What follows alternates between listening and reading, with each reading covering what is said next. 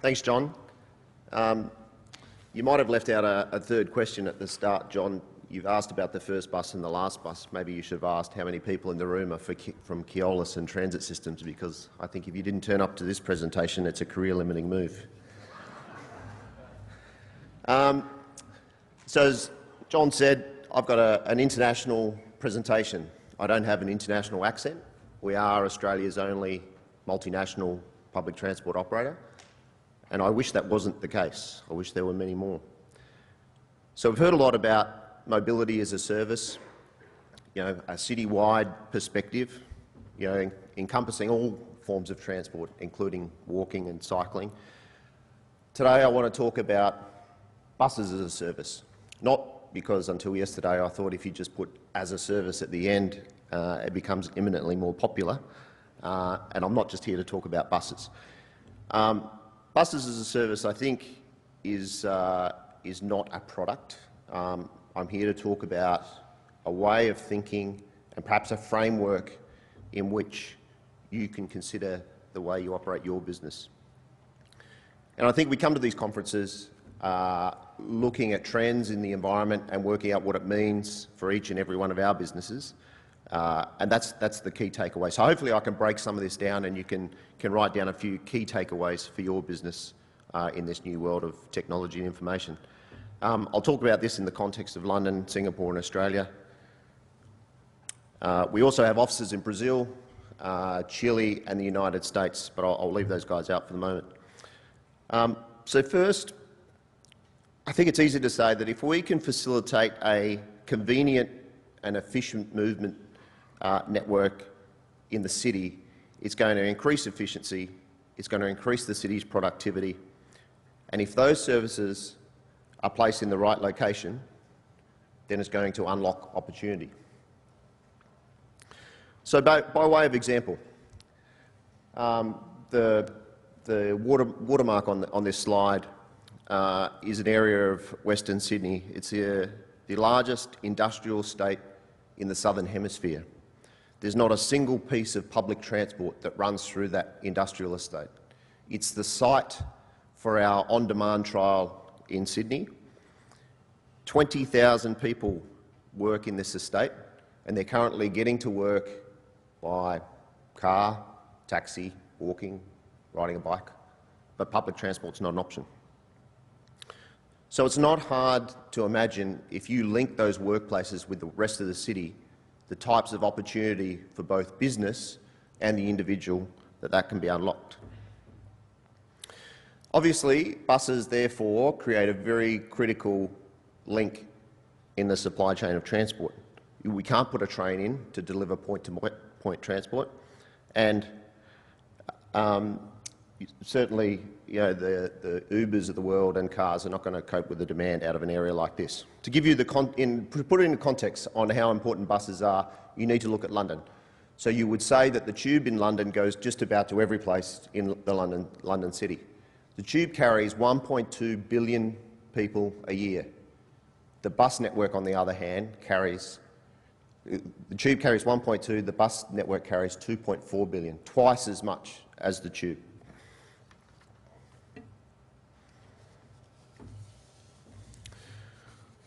So the role of buses in the delivery of public transport, in my opinion, is becoming more important because they're flexible. We can put them where the demand dictates it. Trains can't do that, cars can't keep up with the demand. But what we need to do to be able to do that is to understand that demand. And we need to understand how people want and need to move around the city. So the first step is understanding. If we want to respond to changing demand, then we need to understand and have an ability to react to it. And I would say that a lot of us don't understand it, and some of us don't have an ability to react to it, even if we do. So what's changing demand? We've heard from the other speakers, information, consumer expectation. Mobile phones are the starting point. Everybody's got access to information. Your phone's got more computing power than the Apollo 11 moon landing. Apple's iPhone selling more than every product that Microsoft has to offer. 90% of the people in Australia have a smartphone. And I found it quite interesting that recently Uber was quoted as saying that 60% of all of their journeys in Australia originated from a public transport desert. So people are more aware than ever of their available services. And I think if there is one advantage of mass, it's that. It makes people aware of the services available to them. But for us, it also identifies gaps in those services. And that's what we need to react to and fill.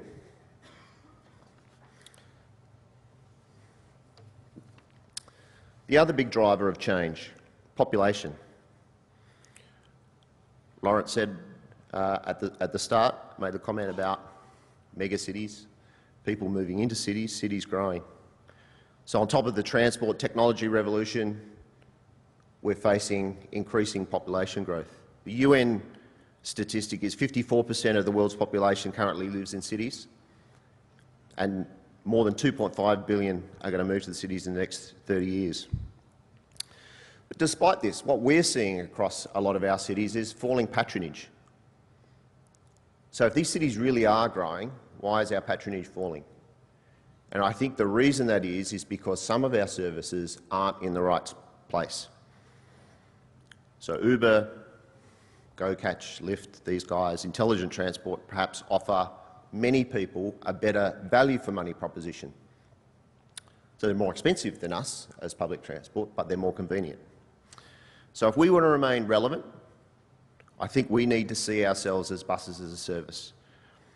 And the number one thing there is to provide the service that the customer tells you they want, not what you think they want. So I think if we do that, buses certainly can gain a greater percentage of this mobility as a service platform and fill in those gaps. But we need to be dynamic, and we need to dynamically fashion public transport to deliver it where people need it.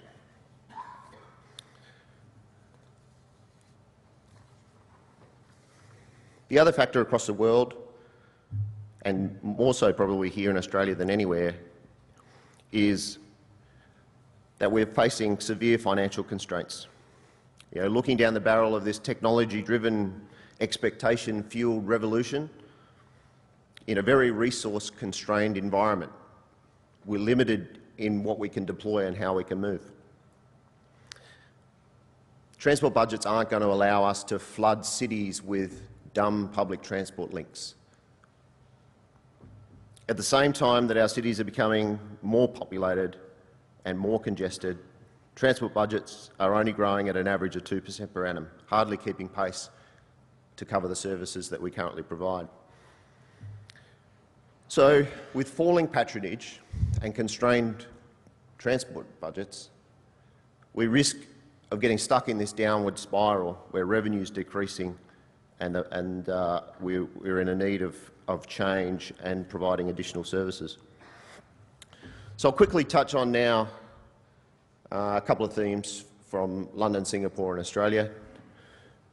Just quickly, so you've got some context, our operations in the UK, we've got 3 businesses in the UK. We contract to Transport for London for the majority of our business, so 24 TfL franchised routes there. Impact Group is kind of our specialised transport business in and around London, 125 specialised contracts in that business, 1 depot location. It's also the test bed for new technologies. So it's our partnership company with Citymapper, our pop-up bus route initiative in London, and also its Impact is in partnership with Heathrow Airport, trialling some of the exact same autonomous vehicles that Laurent showed on the video earlier. And Whippet is a route service business out in Cambridge, and we operate on the world's longest guided busway out there.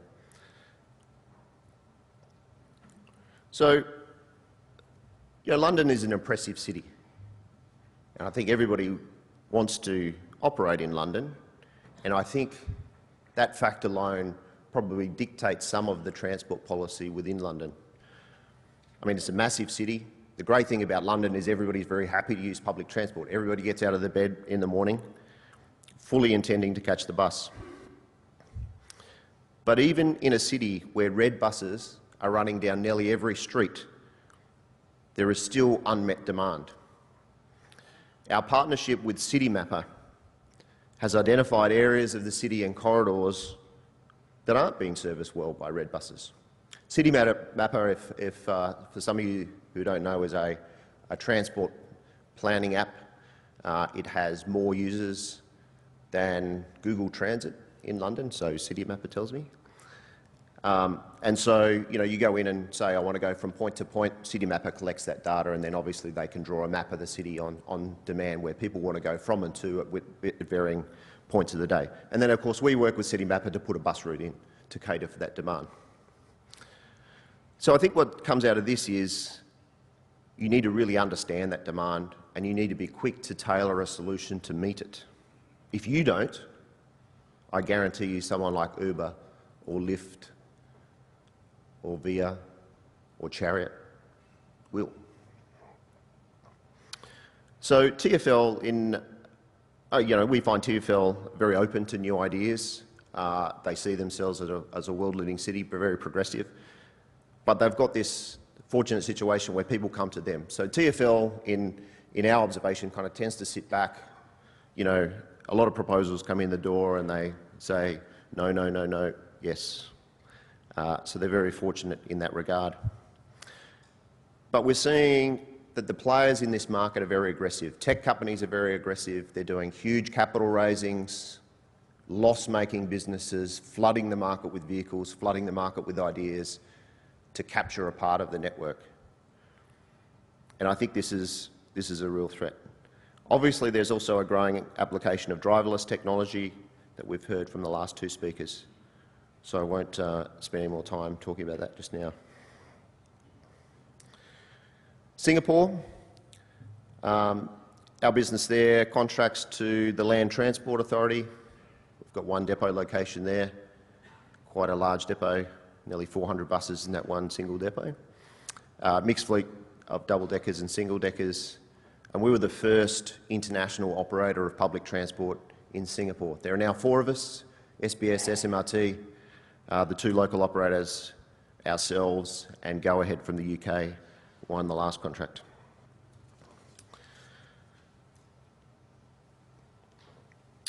The trends in Singapore are similar, but the Singaporean government takes a very different approach.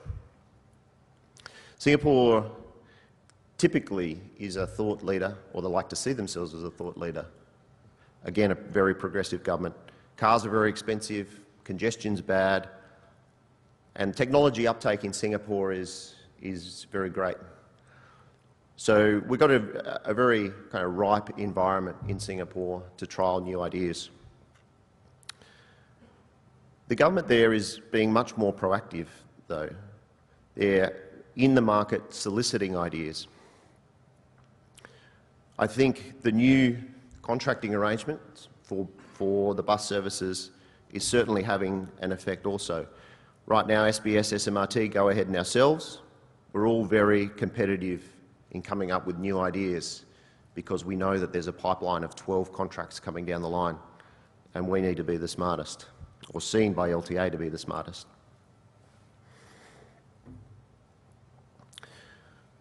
Singapore's an ideal city on paper to apply demand-responsive transport. There's very high population density. We could put a service in with very few pick-up and drop set-down locations and still carry a lot of people. But the Singaporean government is moving away from that. Recently they put a tender into the market for demand-responsive transport in low-density areas where they want to take large buses off the road and replace those large buses with fewer numbers and smaller buses. The other thing that government's doing in Singapore is investing in this technology to themselves. Beeline is active in the market. supported by government, and they're an aggregator of minibus services. So my prediction in Singapore is the government's going to continue to invest, trial and promote new technology-driven transport solutions, and one thing's for sure, they certainly have a consumer base that will adopt it, Singapore being among the world's 7 most digital-savvy countries.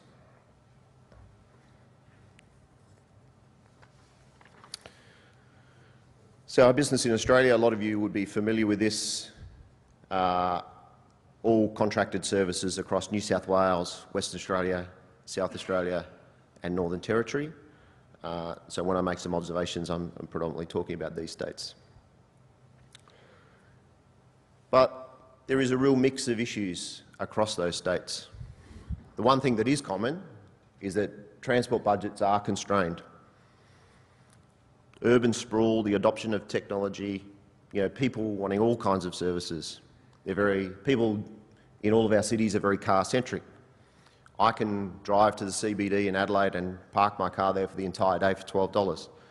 The return bus ticket to my house costs exactly the same. Some states we're seeing very proactive. New South Wales are probably a good example in the market on the demand-responsive trials, and also the way that they put Region 6 contract out into the market, practically making it compulsory to provide some component of electric vehicles and some component of demand-responsive technology.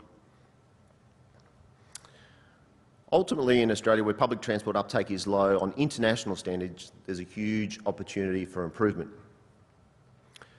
The advantage that we have in Australia, I think, is that our problem is very, very difficult. We have large distances to cover and very scarce resources.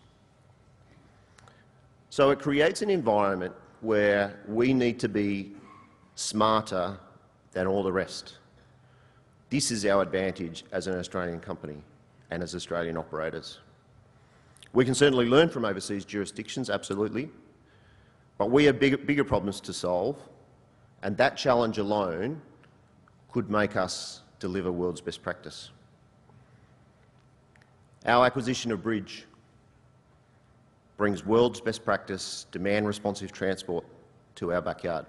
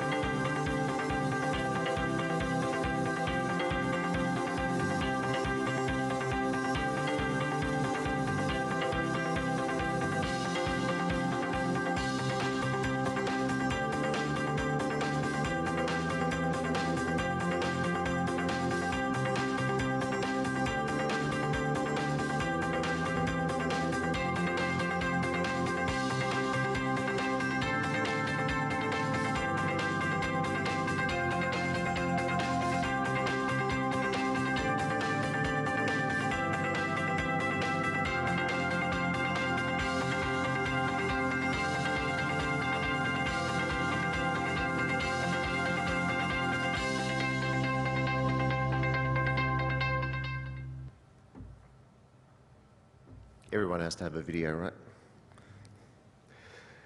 So they're the 3 geographies, some of the trends. Now I want to kind of distill that down to what it means for our business. Neil would probably shoot me for giving away the secrets. But I think this is an industry problem. This is not a business problem. If we don't get this right and understand this, we're defending our industry. We're not defending our contract against each other. So how do we tackle the changes? So obviously we have to firstly tailor our response to every jurisdiction. So take Citymapper for example. That application is not going to work in Australia because Citymapper doesn't have the penetration and the app only exists in a couple of cities here. So we need to look at our particular geography and the tools that we've got within those geographies. I think there's opportunities to improve across and harness across all jurisdictions. And I think you've got to have access to the best technology to understand demand in the first instance. We're using Bridge to do that. People will tell us through the Bridge platform how they want to travel, when they want to travel. And it could well be that we put Bridge into the suburbs and we find that there's so much demand in certain corridors that we just put a traditional bus route in and move the platform somewhere else. I think it's the most exciting thing happening for us in Australia, but it could be actually the most exciting thing happening for us in the world. The new environment that we're in requires constant innovation and investment. If you're not investing in this stuff and learning about it, you will be left behind. Bridge is the first step for us, but rather, not a one-off investment. It simply represents a new way we see ourselves as a business, a new way of thinking, buses as a service. We're not all just excellent bus operators anymore. We need to be innovators, and we're responsible for driving innovation in our sector. Government always tends to be slow to react. We need to be the ones to be proactive, because we're not, like I said, we're not defending our contract against the next guy. We're defending our contracts against a new force, and we risk becoming irrelevant if Uber and Lyft and these guys get a handle on our industry. Every boardroom lunch that I turn up to now around the country with a Transport Minister, Uber is sitting right there, and they're not talking about taxis and they're not talking about point-to-point. They're talking about public transport. We're seeing change overseas and obviously to some extent in New South Wales. And I think most of you would know that Neil Smith doesn't like to part with his money. So the fact that we've gone to North America and turned ourselves into a tech company should tell you something about how serious we think this is. We're doing this for ourselves, obviously, but we want to do it for industry. We don't want the Bridge platform to be proprietary transit systems. We want that to be available to the industry in Australia. So if you haven't got into this space, you need to talk to one of the Bridge guys.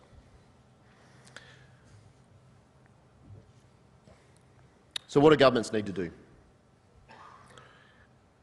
It's not just up to us. Obviously, we need an environment to facilitate innovation and for us to come up with the new ideas, or for the government to lead those new ideas.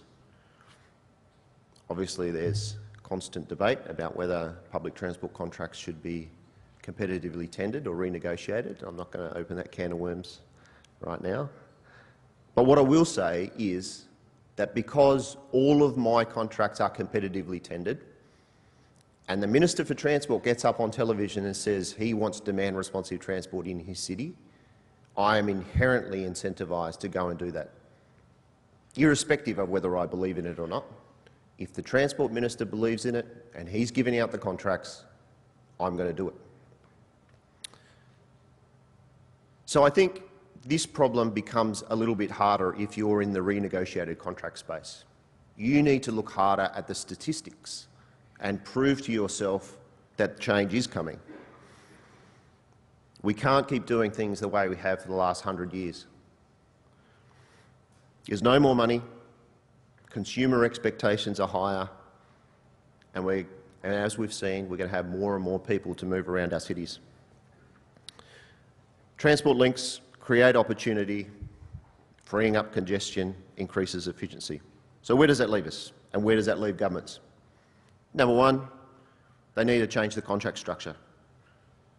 And I'm not talking about tender or not, but the contract that we each hold. They need to be explicit.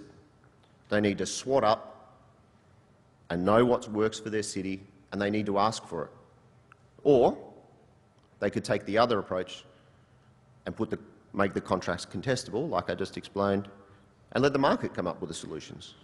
And the innovation that comes forward in those competitive processes will dictate award, and the contracts will be awarded on this type of value and other qualitative measures, and lowest price is not the end game anymore. So in conclusion, what are we seeing? World's changing rapidly. Technology is driving into our sector. Uber and Lyft, amongst other things, are changing consumer expectations. As we said, population in our cities continues to grow. Bus operators are being asked to do more with less. And if we don't work out how to do that, we're going to become irrelevant. The trends overseas are not dissimilar to here, as I pointed out, but the government attitudes and contract structures are the fundamental difference. But importantly, understand that we are not defending our contracts against one another anymore. We need to adapt our services, tailor them to consumer wants, and start meeting or exceeding expectations. Governments and business need to think in terms of buses as a service. If we can get there on that line of thinking, we will be much better placed to defend our livelihood. Thanks.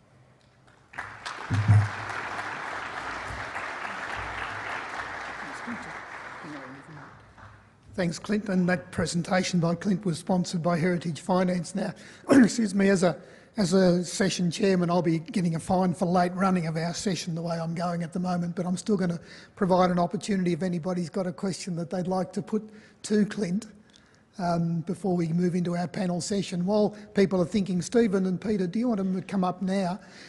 Clint, I've got a question for you. I think there's another alternative in the way you can get flexibility into negotiated contracts, and that is actually have a provision called flexible kilometres, where you contract for a certain specified range of services to be provided, but you give the operator the incentive to allocate 10, 20, 30% of kilometres where you're going to get the most bums on seats, and you run a contract that's got a patronage incentive in it. Do you see the opportunity for approaches like that? Well, I think all contracts should have a patronage incentive, John. I mean, I think... Flexible kilometres. Yeah. Flexible kilometres, I think, is essentially what we do as a service planning department. So, I mean, we're incentivised where there's a patronage incentive to put those assets in the place that they're best able to be used. But absolutely, I mean, I think there should be flexible kilometres, but we are bound by service planning guidelines. For example, in New South Wales, one of the service planning guidelines is that every person needs to live within a few hundred metres of a bus stop. That provides a real constraint. So I think, yes, we can have flexible kilometres, but we need to remove some of these other constraints at the same time.